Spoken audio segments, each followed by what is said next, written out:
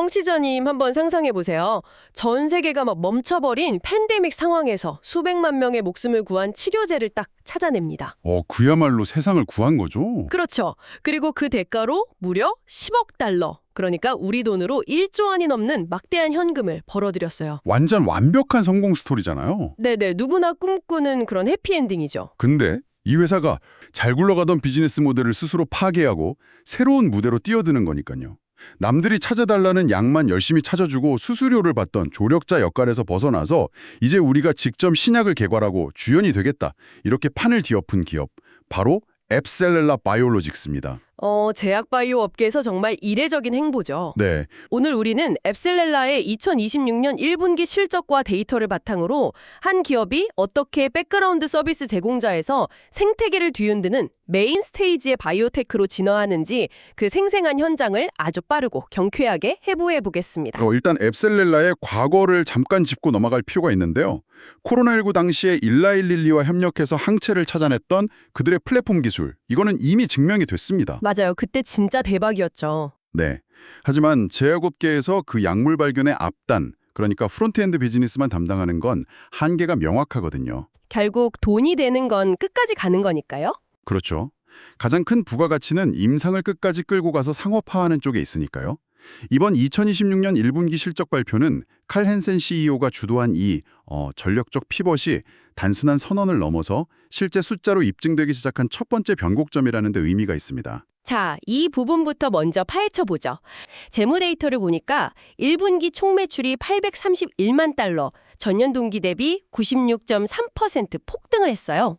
거의 2배 가까이 뛴 거죠? 네네, 시장 예상치를 가볍게 뛰어넘었는데 저는 사실 매출이 뛴 것보다 비용 지출 내역이 훨씬 더 눈에 띄더라고요. 오, 정확히 보셨습니다. 매출 증가도 긍정적이지만 기업의 체질이 어떻게 바뀌었는지는 결국 비용 구조에 다 나타나거든요. 그러니까요. 연구개발비, 즉 R&D는 4,670만 달러로 눈에 띄게 늘어났습니다. 자체 파이프라인 임상을 본격적으로 돌리기 시작했으니 당연한 결과죠. 근데 판관비, 그러니까 SG&A를 보면 1,230만 달러를 기록했어요. 여기에는 두 가지 아주 명확한 이유가 있습니다. 첫째로 과거에 회사의 발목을 잡고 막대한 현금을 빨아들이던 지식재산권, 그 IP 관련 소송들이 성공적으로 다 종결이 됐어요. 아, 바이오업계 특허 소송 비용 그거 진짜 장난 아니잖아요. 상상을 초월하죠. 그 출혈이 딱 멈춘 겁니다. 그리고 둘째로 과거 파트너십을 지원하던 인력 구조를 과감하게 구조조정하고 자체 임상 중심으로 싹 재편을 했어요. 아하, 불필요한 군사를 완벽하게 덜어낸 거군요. 네, 말 그대로 산탁과 집중을 한 거죠. 근데요, 변호사 꼭 인력 일률화해서 간접비 줄인 건 이해가 되는데 R&D 비용이 분기당 4,600만 달러면 1년에 대략 1억 8천만 달러 이상을 막 태운다는 거잖아요. 그렇죠. 적은 돈이 아니죠. 아무리 팬데믹 때 10억 달러 벌어뒀다고 쳐도 임상 1상, 2상, 3상 갈수록 비용은 막 기하급수적으로 늘어나는데 아직 자체 신약 하나씩 하나지 못한 회사가 이 속도로 돈을 쓰면 회사가 버틸 수 있나요? 굉장히 현실적이고 날카로운 지적입니다. 바이오테크 기업들의 무덤이 바로 그 지점이거든요. 돈 맥경화 걸려서 망하는 경우가 허다하잖아요. 네, 그런데 앱셀렐라의 대차대조표를 딱 열어보면 상황이 완전히 다릅니다. 2020년 3월 기준으로 이 회사가 보유한 유동성 자산만 5억 4,732만 달러예요. 헉? 현금성 자산만요? 네, 게다가 캐나다 정부 등에서 확보해둔 미인출 정부 보조금까지 싹 합치면 쓸 수 있는 총알이 총 6억 5천만 달러에 달합니다. 와, 6억 5,500만 달러면 우리 돈으로 거의 9천억 원이네요. 맞습니다. 현재 연간 현금 소진율이 대략 1억 3,400만 달러 수준이거든요. 그냥 단순 계산만 딱 해봐도 외부에서 단 한 푼도 조달 안 받고 최소 3.8년에서 4.8년 동안 자체 자금만으로 밀어붙일 수 있는 런웨이가 확보된 겁니다. 진짜 든든하네요. 게다가 더 중요한 사실이 하나 더 있어요. 캐나다 밴쿠버에 짓고 있던 그 거대한 임상 제조시설 구축, 즉 자본적 지출이 마침내 다 끝났다는 겁니다. 아, 이제 벽돌이랑 시멘트 바르는 데는 돈이 안 들어간다는 거군요. 정확합니다. 인프라 투자 비용은 이제 안 나갑니다. 남은 현금은 오직 신약 개발이라는 본질에만 직행하는 거죠. 자체 공장이 생겼으니까 위탁 생산 업체들 일정에 휘둘릴 일도 없겠네요. 완전 무결점 유동성이네요. 네, 리스크를 완벽히 통제하게 된 거죠. 자, 그럼 현금 방어력은 완벽하다 치겠습니다. 근데 여기서 또 질문이 하나 생겨요. 바이오 신약이라는 게 결국 확률 게임이잖아요. 그렇죠. 100%는 없으니까요. 만약에 수천억 원 쏟아부어서 밀고 있는 자체 임상이 1상이나 2상에서 탁 엎어지면요. 그럼 이 회사의 전략적 피벗은 그냥 그날로 끝장나는 거 아닌가요? 만약 앱셀렐라가 과거 파트너십을 전부 쓰레기통에 버리고 자체 신약에만 올인했다면 당연히 그렇겠죠. 근데 아니라는 거군요. 네, 이걸 더 큰 그림과 연결해 보면요. 이들은 매우 영리하게 보이지 않는 재무적 해자를 구축해뒀습니다. 앱셀렐라는 파트너십을 버린 게 아니라 양보다 질로 싹 압축을 했어요. 알짜배기만 남겼다. 맞습니다. 미래의 상업화가 되면 로열티를 받는 이른바 다운스트림 강제권을 확보한 프로그램만 딱 40개를 남겼어요.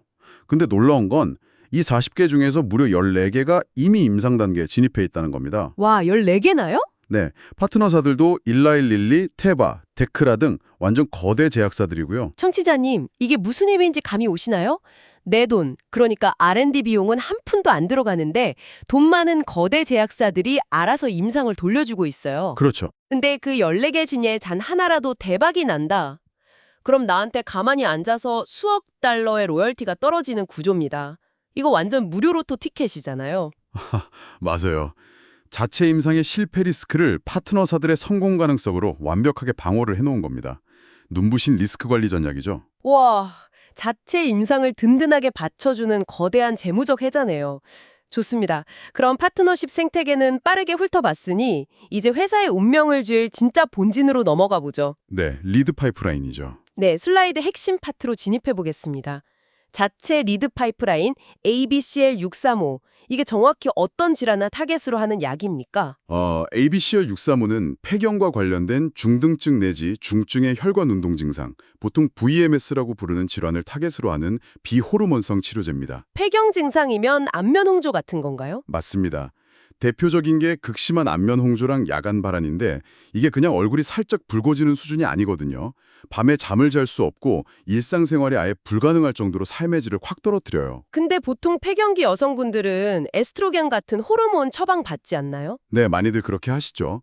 근데 유방암 병력이 있거나 심혈관계 질환 위험이 있는 분들은 호르몬 치료를 절대로 받을 수가 없어요. 아, 그래서 비호르몬성 치료제가 꼭 필요한 거군요. 네. 이 질병의 메커니즘을 들여다보면 아주 흥미로운데요. 여성의 몸에서 에스트로겐 수치가 딱 떨어지면 뇌의 시상하부에 있는 KNDY 뉴런, 한국어로는 캔디 뉴런이라고 하는 신경세포들이 비정상적으로 막 흥분하기 시작합니다. 캔디 뉴런이요?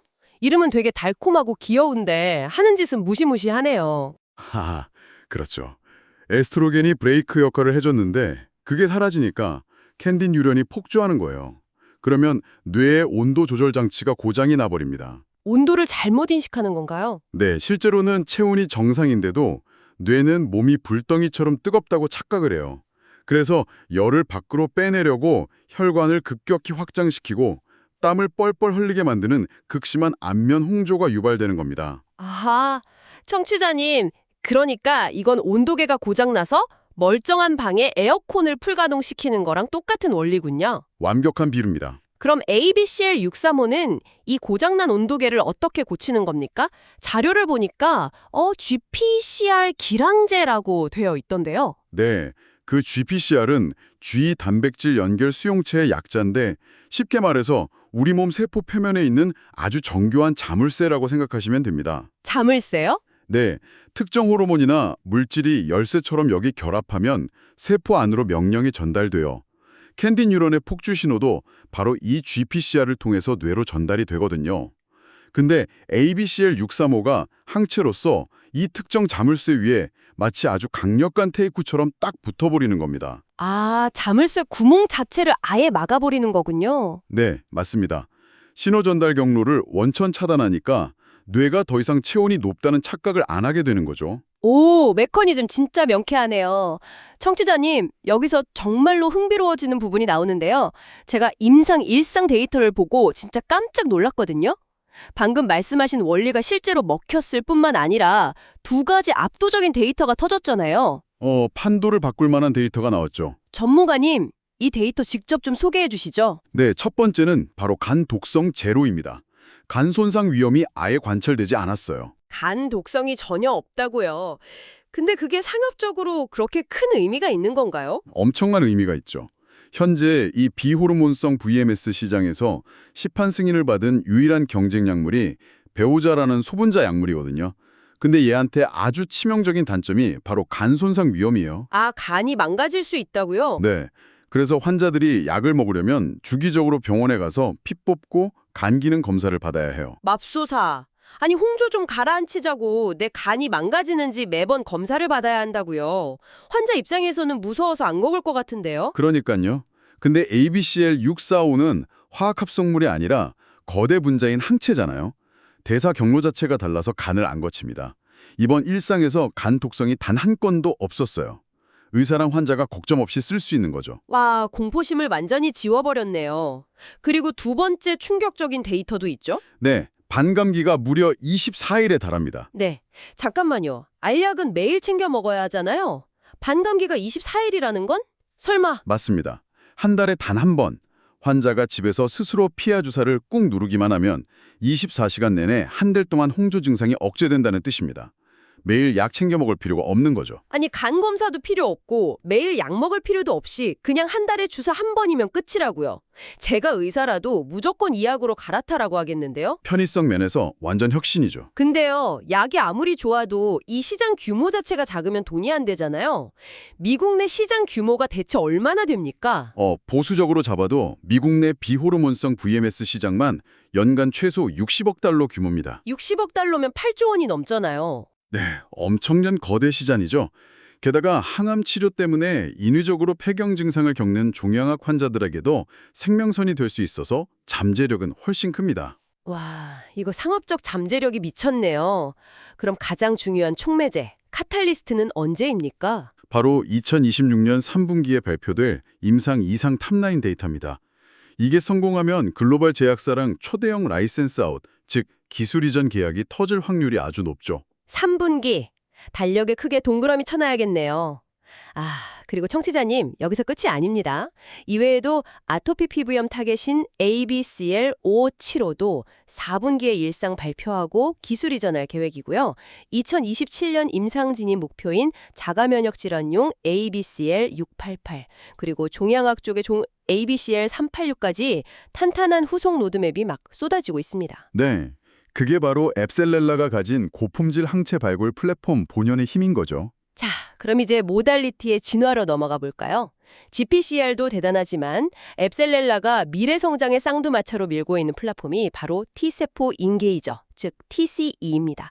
글로벌 격전지라면서요. 네, 65개 이상의 파이프라인이 쏟아지고 있는 분야입니다. 항암 치료의 거대한 진화죠. 우리 몸의 면역 체계를 직접 끌어들여서 암을 죽이려는 시도거든요. 청취자님, TCE를 제가 쉽게 아주 직관적인 비유로 설명해 볼게요. 이거 완전 생물학적 종매쟁입니다. 이중항체인데 항체의 한쪽 팔은 암세포 멱살을 꽉 잡고 다른 한쪽 팔은 우리 몸의 킬러 T세포를 질질 끌고 옵니다.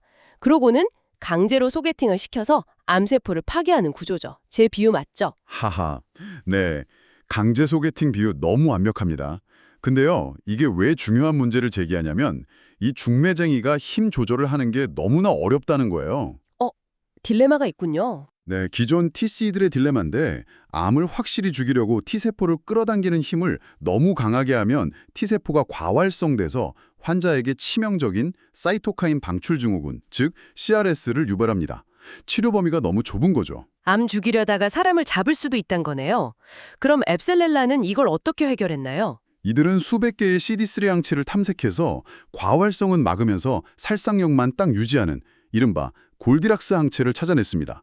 너무 뜨겁지도 차갑지도 않은 완벽한 균형을 찾은 거죠. 와, 골디락스 항체요. 네, 거기다 고용암 침투를 위해서 CD28이나 4-1BB 같은 공동작용 몬줄까지 융합하는 솔루션을 완성했어요.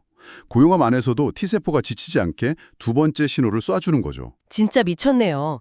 근데 이게 그냥 연구실 수준이 아니라 입증된 가치라는 팩트가 있다면서요. 네, 바로 2025년 1월에 글로벌 빅파마인 에브비와 맺은 대규모 TC 플랫폼 전면 확장 계약입니다. 선급금이랑 로열티까지 확보하면서 상업적 가치를 이미 시장에서 팩트로 입증받은 셈이죠. 엄청나네요. 자, 그럼 이런 눈부신 성과에 대한 월스트리트 반응 요약을 좀 들어볼까요? 네, 스티펠은 8달러, 트루웨스트는 10달러로 매수 의견을 확고히 유지하고 있습니다. 자본시장의 반응이 아주 뜨거워요. 그리고 제가 보니까 이번 1분기 실적 전후로 회사 경영진이랑 이사회 내부자들이 자사주를 엄청나게 매입하고 있더라고요. 임상 이상 발표 앞두고 내부자들이 주식을 쓸어 담는다. 이건 진짜 강한 자신감 아닙니까? 100% 확신이 없으면 절대 못하는 행동이죠. 결국 2026년은 앱셀렐라가 지난 15년 동안 10억 달러 이상 태워 만든 그 인프라와 기초과학이 상업적 숫자로 치환되는 수학의 원년입니다. 아, 드디어 수학을. 네. 자본력과 생산시설을 모두 갖춘 바이오테크가 어떻게 독자 생존하면서 시장을 뒤흔드는지 보여주는 아주 완벽한 케이스 스터디인 거죠. 청취자님, 오늘 분석을 마치며 이런 도발적인 상상을 해보게 됩니다. 만약 앱셀렐라가 다가오는 3분기에 ABCL 635 상업화에 대성공하고 막대한 현금을 더 싹게 인다면 어떨까요? 오, 상상만 해도 엄청난데요? 미래에는 남해악을 찾아주던 이 밴쿠버의 플랫폼 회사가 오히려 자금난에 빠진 전통 제약사들을 헐값에 인수합병해버리는 포식자로 완전히 입장을 뒤바꿀 수도 있지 않을까요? 기술력과 현금을 모두 가진 자의 다음 행보는 과연 무엇일지 함께 지켜보시죠.